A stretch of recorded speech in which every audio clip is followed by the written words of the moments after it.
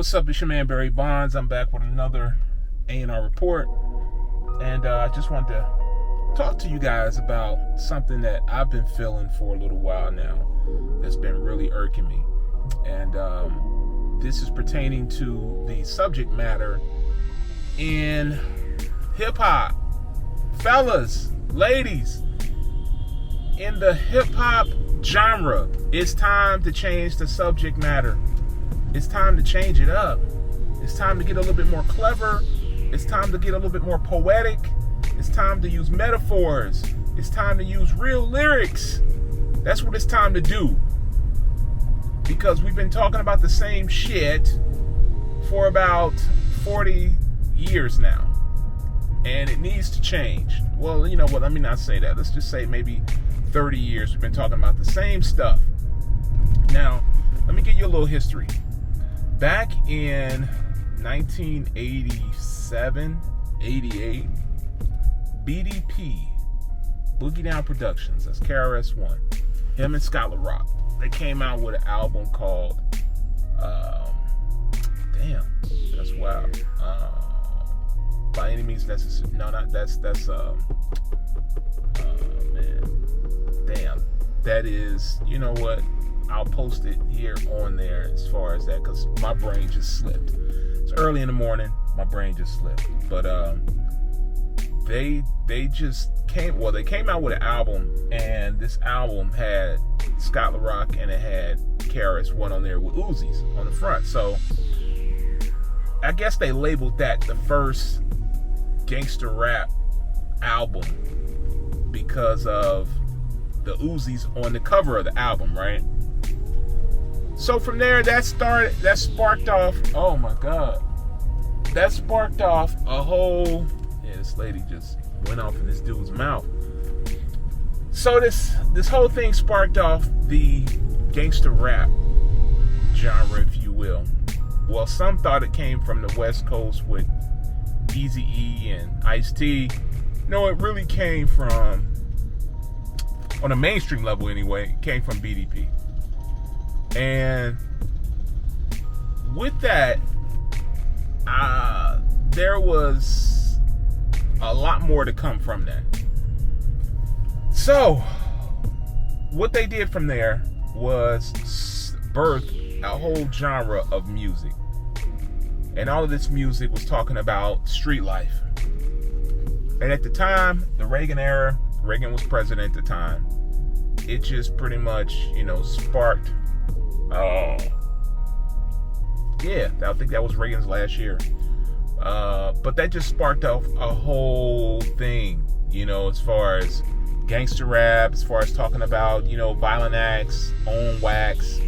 And everyone chimed in, was very popular because it was something that you had never heard before. Because up until that time, the record industry was very regulated, much regulated, because you couldn't really say too much on a record without it, being struck down or maybe not even being released. But when this happened, everyone saw this newfound freedom to say whatever they wanted to say, and that's what happened. So now we go from talking about, general stuff like everyday life, love, about fashion and how you're fresher than the rest, and how your beatbox, how your radio is, fresh to death, all this other stuff. And now it's talking about my Glock, my 9, pushing this weed, drugs, whatever, and all these prostitutes I got on me, all of that, pimp rap, all of that.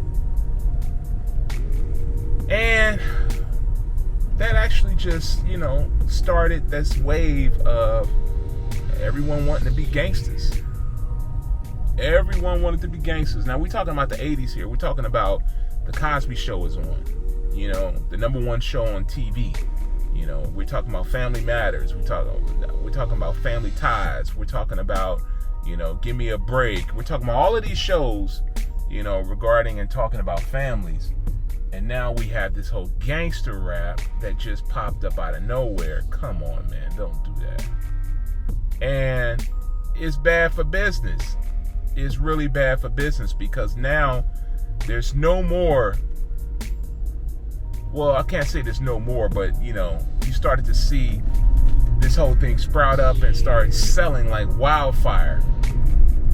And in doing so, it pretty much moved the real lyricist out of the way. Now, one would think that Eric B and Rakim would be a gangster rapper, but he's not. Eric B didn't even, Rakim, he didn't even curse in his rhymes. He didn't even curse. He kept everything pretty much, on board, didn't curse, nothing. But he was able to say what he wanted to say, and he was able to get his message out. So, from there, you got all of these guys now being able to say whatever they want to say, and I think it just messed up the whole genre. It messed up the genre to the point where it wasn't positive anymore. You had such positive groups who were talking about Afrocentrism, you were talking about religion and nonviolence. No more. All done. So now, let's fast forward to 2020. All right, 2020. I know that sounds crazy. But 2020, May 25th, George Floyd gets killed. The officer up in Milwaukee put his knee on his throat, suffocates him. I mean, he dies. And a sudden wave of awareness for Black Lives Mattering came about. And with that, people started paying more attention to the lyrics. People start paying more attention to things that were going on. So, as you know, if you can create a lane and you just have workout motivational music, and I keep saying this all the time, motivational music, motivating you to do good, not evil. Trust me, you're definitely going to win. But this is just something short I just wanted to give you. I'll touch back with you guys later. I do have some words I want to talk to you about Young Thug and Gunna. They use their lyrics to convict or to indict them. And this could definitely happen to you. So you definitely want to pay attention to what's going on with this case, because it could affect you artists out here who are, in this whole gangster life, or at least on wax anyway. It could affect you greatly.